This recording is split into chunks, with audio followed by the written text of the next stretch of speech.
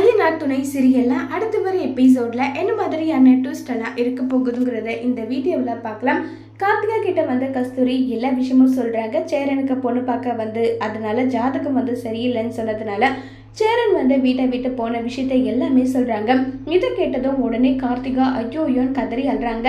ஏய், அவன் போனா என்ன, எப்படி இருந்தா உனக்கு என்ன, நீ பாருன்றாங்க.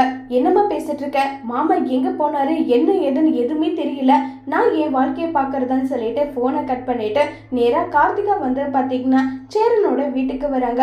அங்க போயிட்டு எப்படி மாமா காணாம போனாரு, நீங்க எல்லா இடத்துலயும் தேடி பாத்தீங்களா, மாமாவுக்கு எதுவும் இல்லையான்னு சொல்லி கார்த்திகா அழுதுட்டு இருக்காங்க. உடனே நிலா வந்து நடந்த விஷயத்த உங்களுக்கு யார் சொன்னதுன்னு சொல்லி கேக்குறாங்க. என் அம்மா தான் சொன்னாங்க.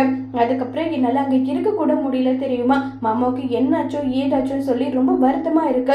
சேரன் மாமாவுக்கு உலகமே அவங்க தம்பிங்க தான், அவங்க குடும்பம் தான். அவங்க நல்லா இருக்கணுன்றதுக்காக அவர் என்னன்னாலும் பண்ணுவாரு.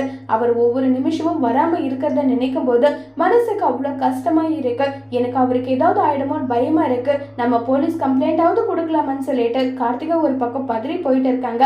உடனே கஸ்தூரி வந்து, ஏ கார்த்திகா, உன்னுடைய வாழ்க்கையை நீயாவே வந்து கெடுத்துக்கணும்னு முடிவு பண்ணிருக்கியா, எதுக்காகடி வந்த, மாப்பிள்ளை கிட்ட கூட சொல்லாம வந்திருக்க, மாப்பிள்ளை கார்த்திகா அங்க வந்திருக்கலான்னு சொல்லிட்டு போன் பண்றாங்க.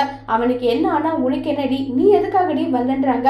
அம்மா தயவு செஞ்சு இங்க இருந்து போயிடு, சேரன் மாமா எங்க இருக்காங்கன்றது தெரியாம இந்த வீட்டை விட்டு பக்கம் வர மாட்டேன்னு சொல்லிட்டு கார்த்திகா பிடிவாதமா இருக்காங்க. இதனால கார்த்திகாவோட ஹஸ்பண்டுக்கு சேரனுக்கும் கார்த்திகாவுக்கும் எப்படிப்பட்ட ரிலேஷன்ஷிப் இருக்குன்ற உண்மையை தெரிஞ்சுப்பாங்களா. இதனால கார்த்திகாவோட வாழ்க்கை கேள்விக்குறி ஆகுமா இல்லைங்கிறத வரப்போற எபிசோட்ல வெயிட் பண்ணி பார்க்கலாம்.